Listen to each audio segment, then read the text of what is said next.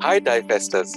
My name is Rudinav Vincent, and I am the founder and CEO of Divest, where diversity meets inclusion at work.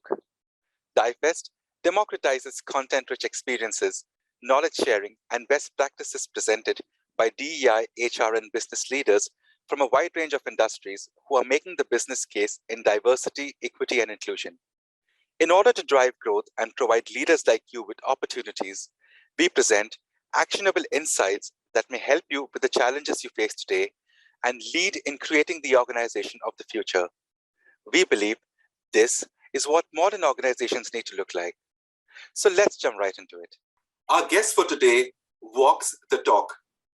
She lives, breathes, and works diversity, equality, inclusion, and belonging. A very charming human being who brings 20 years of rich experience in learning and development in the hospitality sector, along with extensive knowledge in the field of diversity and inclusion. She is a coach and trainer and firmly believes that inclusion is not only a human issue, but also a business imperative as well. Her determined efforts in this field led her to be recognized in the Global Top 50 Ally Executives List 2020 by Outstanding, supported by Yahoo Finance. She has spoken at multiple panel discussions and conferences such as Human Rights Campaign at New York, Stonewall UK, Out and Equal, Beyond Diversity, as well as various schools and colleges. In her previous assignment, she took care of the Keshav Suri Foundation that works with LGBTQ plus inclusion at a national level. She collaborated with Pride Circle to get Workplace Equality Index from the UK to India for the first time in 15 years. She has run projects with multiple NGOs and CBOs like Enable India, Queer Inc., Solidarity Foundation, Noida Deaf Society, Periphery, and the list goes on. Please welcome Richa Singh, Associate Vice President, HR, Diversity and Inclusion, Max Life Insurance. Richa, thank you so much for being a part of Divest. Thank you so much, Rudina, for having me. It's an absolute pleasure. The pleasure's all ours, Richa. How did you discover your passion for a career in diversity and inclusion? Well, it all happened by chance, Rudina. I have always taken my career as something that has happened very organically. And I don't know whether that happens with most women, but it happened with me. I always followed my heart. I always followed things that I liked to do, instead of actually making very strategic decisions about it. And sometimes I look back and I think maybe I should have been more strategic about it, but I just followed my heart and I did what I love to do. So I started off, in hospitality, working in a restaurant and in banqueting and looking after operations, and then moved to learning and development very early on in my career. And it's much later, actually, in my career in learning and development that I got involved with diversity and inclusion. And as you know, it is almost like an organizational change agenda, right? Any organization that decides to walk this path will begin this with a series of conversations, right? Because no change, and especially when it involves such a massive mindset change, can happen without conversations. And obviously, when there are conversations involved, that's where the learning and development team kind of comes into play. So that's how I got involved. And I used to think, Rudinov, that I'm a very inclusive person. I have a diverse set of friends. I know everything there is to know about minority communities, marginalized communities, because I had done some social work even when I was in school. So I thought I was, aware. Well, I was in for a big surprise. It's only when I started working in this space, in a focused manner, and I started interacting with people from minority communities, from marginalized communities, people with disability, acid attack survivors. I mean, it was a whole new educational experience for me. And it was, I think that's where I found my purpose. Even today, I would say that it gives me immense satisfaction and pleasure when I conduct a training session. I'm a trainer, I'm a mentor, I'm a coach. It gives me huge satisfaction. I sleep with a smile on my face. But with diversity and inclusion, I think I found my purpose, because it is no longer something that can be relegated to a social issue. It's something that an NGO will do, and it's a charitable cause. It's not. It's impacting everything we do. And if the pandemic has taught us anything, it is this: that we cannot move forward by leaving anyone behind. So Yes. anything that we do, whether we are working, whether we are studying, whether we are just good neighbors, we have to be inclusive. We have to take everybody along. Otherwise, this whole cycle of, Mother Nature trying to teach us a lesson will just not stop. I love the point that you made. A lot of people are still trying to find their purpose in life. And yeah, I mean, that's a valuable lesson, follow your heart. And you're right. I mean, we have to be inclusive. We have to get everyone along with us. I like the point you made about the hospitality sector. That was I was coming to my next question. You've spent so much of time in the hospitality sector, and now a shift to the insurance sector. So, what's common and what's different when it comes to D&I efforts between both? Well, people are people, right? People are everywhere. Yes. And I worked in the hospitality sector out of passion. It was love almost. I mean, when you're in hospitality, there is nothing else that you can imagine doing. You eat, live, breathe, sleep hospitality when you're working in that industry. I totally agree. And sorry. And for me, I had never imagined in my life that I would work in any other industry apart from hospitality. But then came the pandemic, and for the first time in my life, I saw lights out in a hotel. A hotel is a 24-hour running machinery. It's Right. almost like a city where people come, spend, a day or a couple of days. Anything and everything can happen in a hotel. There are people who are born, there are people who die, there are all kinds of things that can happen, right? And it really teaches you to think on your feet. It teaches you to think fast, to act fast, and take charge. So it really is an adrenaline rush working in the hospitality industry. Working on the people side, it gave me a lot of satisfaction, because we were talking to those people who actually were serving the customers. So whether they were from whichever department, and then how do you give superlative service? So, but then, as I told you, in the pandemic, it's the first time that I saw lights out in a hotel, and really broke my heart. And then that is when I would say that I almost suffered a bout of anxiety, because I just didn't know what was happening around me. And I think a lot of people went through that during the pandemic. And there was uncertainty about the future. You don't know what was happening. All kinds of news was flying around. And you really, I had to sit and question, as a single parent, I had to sit and question as to what is the future of my career.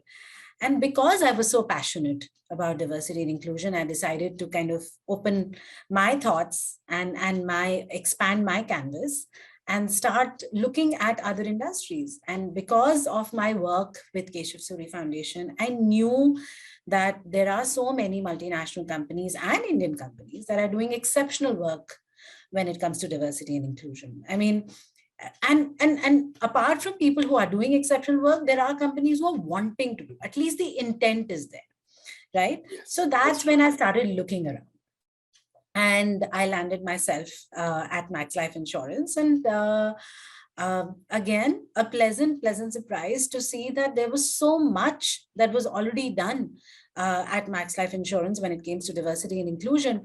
um, Unfortunately, we weren't talking about it much. right? And which we have now started, because I do feel that communication is a very important part of the whole change agenda, right? Absolutely. When a company talks about what they're doing, it not only impacts people who are looking at you at a possible employer, but also existing employees. Because you're such a large organization, sometimes communication is lost, and sometimes your own employees get to know about you through social media, right? And then it's a very heartwarming feeling, because those very same employees will meet you in the office, and they'll say, oh, we saw that in social media that day. I didn't know that was happening. It's so great to be part of this team and this company. And that's a very heartwarming experience. So like I said, people are people, and the purpose is the same. The purpose is diversity and inclusion, and how can we become a more inclusive organization. We're an Indian company, we are a young company, and there's a lot that needs to be done. There's a lot that has been done, but I think we're on the right path with the right kind of energy and the right kind of leadership in place. That's awesome. I mean, the whole crux of a year is, if you have the leadership buy-in, a lot can change. Absolutely. And of course, I mean, doing a lot of work in diversity is great. It's mandatory. It's required. But, coming out and communicating and talking about it is so important, because, the word has to go out. At the end of the day, it's diversity that really, diversity is inclusion practices that really brings about a company into becoming that employer of choice. Yeah. And that's precisely how I look at it. Richa, you've recently launched a huge initiative called Pragati. For those international viewers and listeners, Pragati means progress in Hindi. The whole initiative is designed around women who have had a long career break. Well done, Richa, firstly. Hats off to all your efforts. No, I mean, it's a project that's very close to my heart. Thank you. Awesome. Can you tell us a bit more about the motive and the journey to the launch? Did you encounter any hurdles? So first of all, let me tell you, Rudinov, we are not the first, right? But yes, this is something that we wanted to do for a very long time. There are second innings program, career comeback programs, whatever you want to call them. It's basically meant for women who've been on a break, and because of a variety of reasons, right? Women take a break in their careers because of family responsibilities, they're following their spouses to another city, elderly care, child care, health sometimes, right? And because of these responsibilities, they take a break. And because of the break, they find it difficult getting back to a job. Now, this is extremely unfortunate. These are well qualified, experienced women. And there is such a high level of self doubt that creeps into a woman after a career break. And I can tell you that out of personal experience. I took a break in my career when I had a child.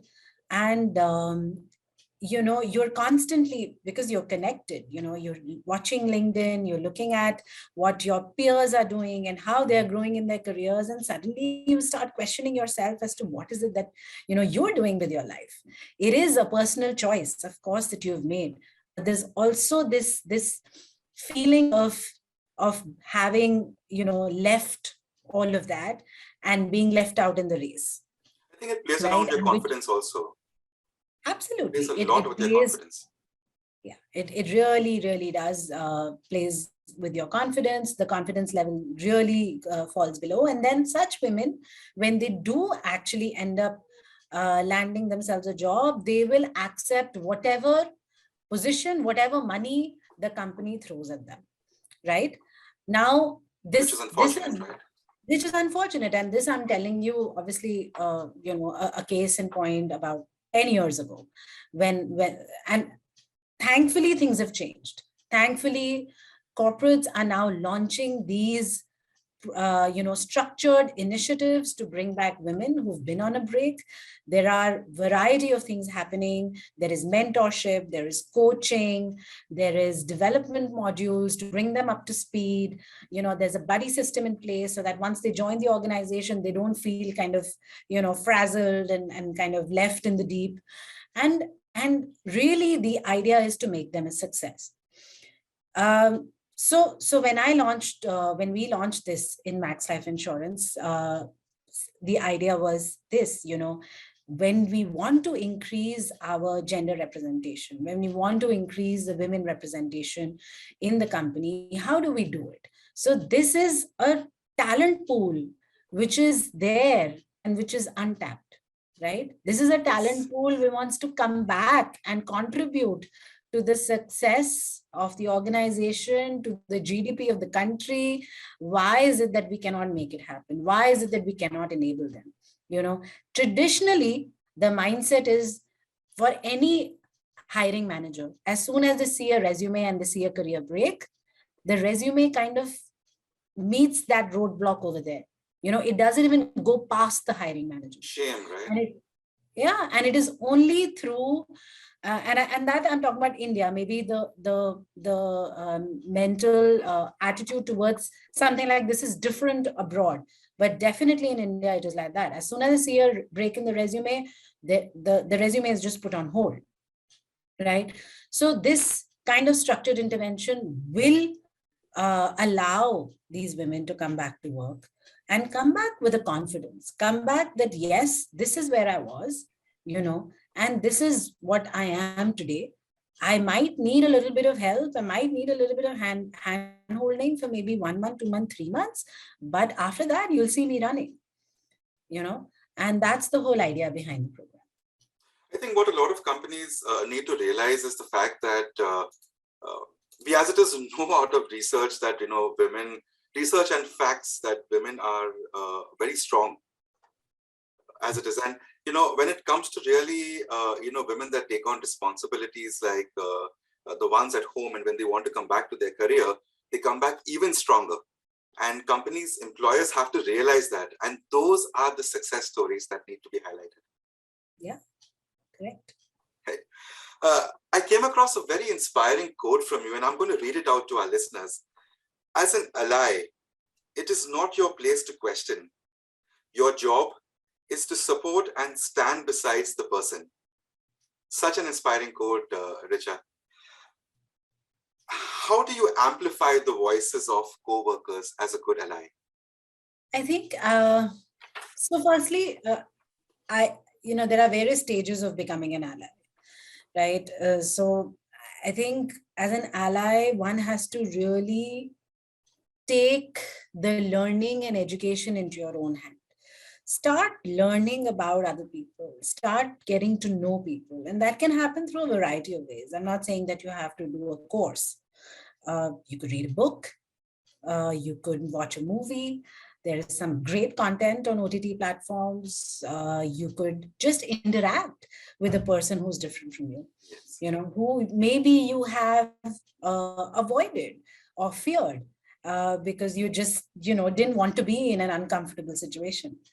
So I think the onus of education and research and getting to know the subject more lies with the ally. Right. And we live in the information age, and where all of this information is very widely and freely available. Okay. So one is that. The second is, I think, not being a silent bystander, right? If you come across any instances of discrimination, of bullying, of harassment, of microaggressions, all of those things, my expectation from an ally is that that person will actually go up and address that issue. Okay. I'm not asking allies to become activists, but all I'm asking is that don't be a silent bystander to something that is take a stand.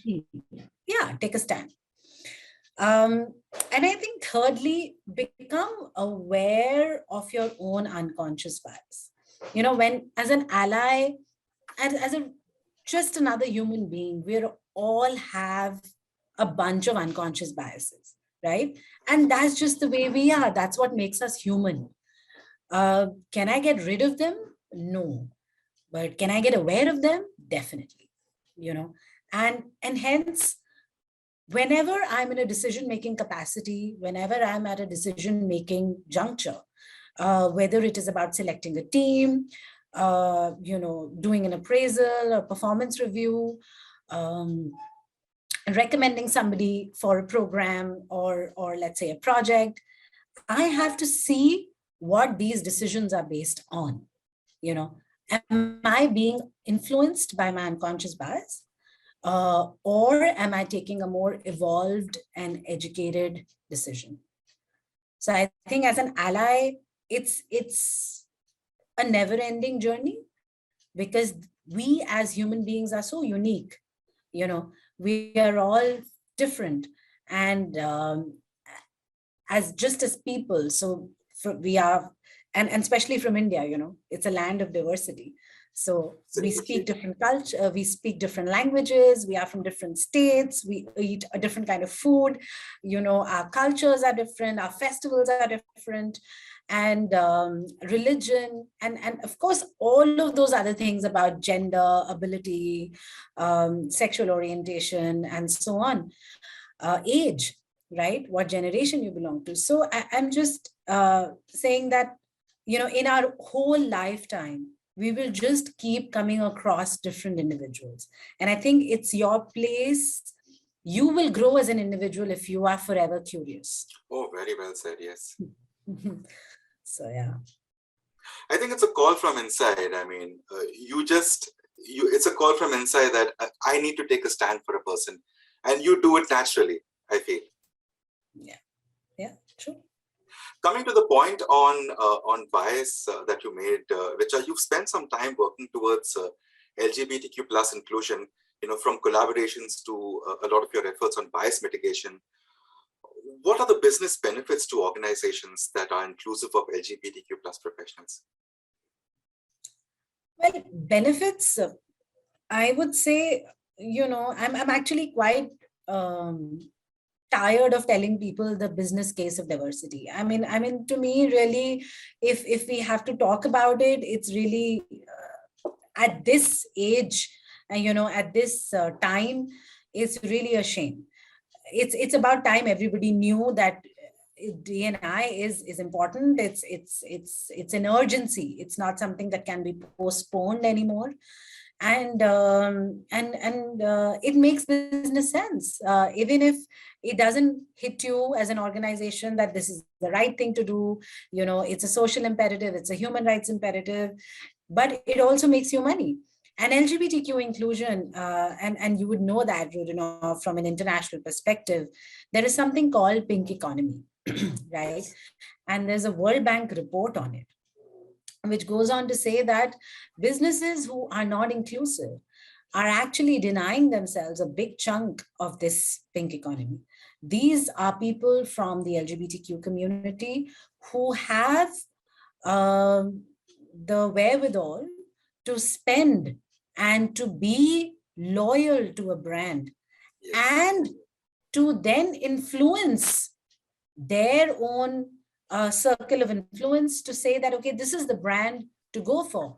And let me tell you one thing, it is no longer about LGBTQ inclusion. Today, the Gen Z thinks that LGBTQ inclusion is a given. And today, when these people are sitting for campus interviews, the question that they're asking recruiters is, what is your diversity percentage? What are you doing for LGBTQ inclusion? Yes, these are questions being asked at campus interviews by those very people who are applying for jobs. So let me tell you, talent will come to you when you are an inclusive organization. You are no longer at a point where you can sit back and relax. This is the way it is, toe the line. I'm sorry, things have changed, tables have turned. Talent will not come to you if you're not inclusive. So neither are customers going to come to you because you don't speak their language. You're not progressive, you're not inclusive, but talent will not come to you. So how does an organization continue to function? You will soon become irrelevant. You will actually cease to exist. And that has happened with organizations, and history is testament to that. That has happened to organizations that have not changed with times. They have ceased to exist. So I think it's about time everybody kind of got up and spent the coffee. That's very impressive, I would say. I mean, and I'm really touched that today's youth is actually asking these questions. In fact, millennials and Gen Zs are the most diverse people on the planet today. And India's got the largest youth population in the world. So coming to my next question on that itself, Richa, how is DNI and human resources collaborating to introduce more engaging models on learning and development to bring out the best in millennials and Gen Zs? That's a great question, Udinov. I think, like I said, that's how I got involved, because learning and development is very, very critical, integral part of this whole journey of diversity and inclusion. So one is, of course, organizational change. How do you make people aware? How do you sensitize people? How do you make leaders understand that, this is something that needs to be done now? So there is this whole program of awareness, of sensitization that companies run. And that's where learning and development gets involved. Then there are very specialized programs, things like how do you address unconscious bias? What is allyship and how do you build it, right? How do you sensitize hiring managers to go forward and hire more diversity candidates? So these are very specialized programs. And then to build that capability from within. So if there are people who are taking on supervisory positions, if there are people who are taking managerial positions, they may be very good at their job, but do they have the people skills? And those people skills, today, a very integral part of those people skills is the skill of inclusion, right? The behavior of inclusion. If as a people manager, you're not inclusive, you will very soon, start to lose your team. Your team will not be engaged. They will not be performing at their best because they feel that they're not valued, they're not heard, they're not respected. They don't bring their authentic self to work because they don't feel included, right? So building that supervisory capability to say that, are you leading with inclusion? And that's actually a signature program that we run at Max Life Insurance. The other is also building capability of the women personnel in your organization. Women have, at various junctures, need specific inputs, right? And I'm not saying that women needed more than men.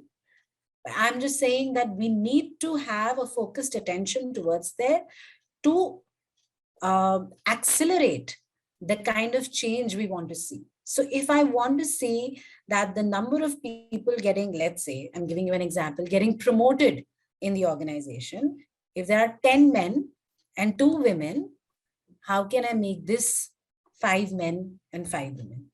And for that, can I kind of give them more inputs? So capability building programs at all stages of a woman's career.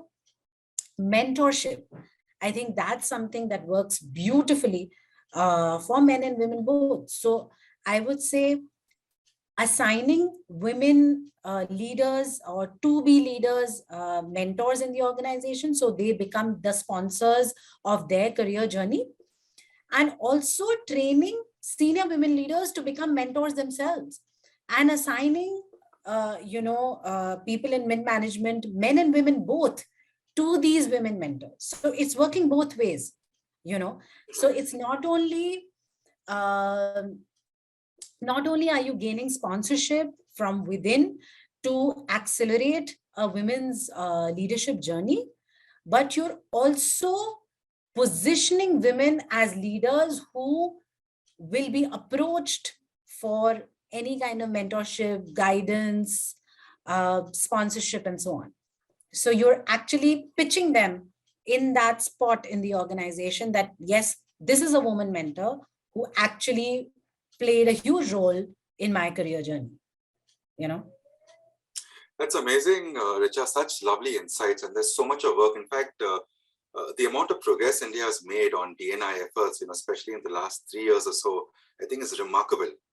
It's remarkable, and it's a case study, for the entire world to really look at, how India is really looking at and working towards D&I. Richa, I want to thank you once again, for being a part of DIFest. You are such an inspiration to D&I professionals across the world. Keep up the good work, and the world around us will change. Thank you so much once again, Richa. Blessings and good wishes for your future activities. Thank you so much, Rudinov. It's always such a pleasure to interact with you. And I'm still, starting. I would say I'm not an expert. I'm still learning. There's still a lot of mistakes that I make. So I just hope that someone somewhere listening to this finds something useful and they can replicate in their own journey somewhere. I haven't met an expert in D&I. Trust me, everyone's learning. Everyone's learning, and you will never stop learning. Because it's you're with people all the time. So you're never going to stop learning. Absolutely. Thank you so much, Rudina. To summarize today's discussion with Risha, D&I is no more a social issue or even a charitable cause. It is impacting everything that we do in our lives. Women, especially those who've had a long career break, find it really difficult to come back into the workforce. Max Life Insurance's initiative called Pragati is doing some great work to bring women up to speed through trainings, mentorship programs, coaching, development modules, and buddy systems. Women are a very integral part of our talent pool and to any country's GDP. Talking about allyship, there are various stages in being a good ally, from learning about other people through interactions on various platforms to taking a stand against bullying and discrimination, to even becoming aware of our own unconscious biases so that we can take informed and good decisions. There's a clear business case to being inclusive to the LGBTQ plus community. Businesses who aren't inclusive are missing out on the pink economy that has enormous spending capacity and brand loyalty. In fact, Gen Zs are asking a very fundamental question to recruiters. What is your diversity percentage? What are you doing towards making LGBTQ plus folks comfortable? Organizations without diverse talent will cease to exist. To be progressive, you need to be inclusive. For HR and DEI to collaborate, organizational change is required, wherein leaders have to be made aware of the urgency of D&I practices. Furthermore, L&D needs to get involved when it comes to bringing about more specialized programs, from sensitization to change management to even unconscious bias. Finally, encourage more women to be mentors and recognize their contribution in shaping people's careers. DIFesters, we invite you to connect with us if you have any specific challenges or concerns that you would like us to discuss as a part of our series. There's so much to learn and do. Whether you want to join the conversation or sit back and take it all in. Remember to subscribe to our podcast, DIFest Global, to hear from DEI, HR, and business leaders about their successes and challenges on their journey to creating an environment where employees feel a genuine sense of inclusion and belonging. You may also like to visit our website, difestglobal.com, to find webinars where we feature your fellow peers and go in depth on what organizational DEI really looks like. So thank you once again for joining us today. Good luck and stay blessed.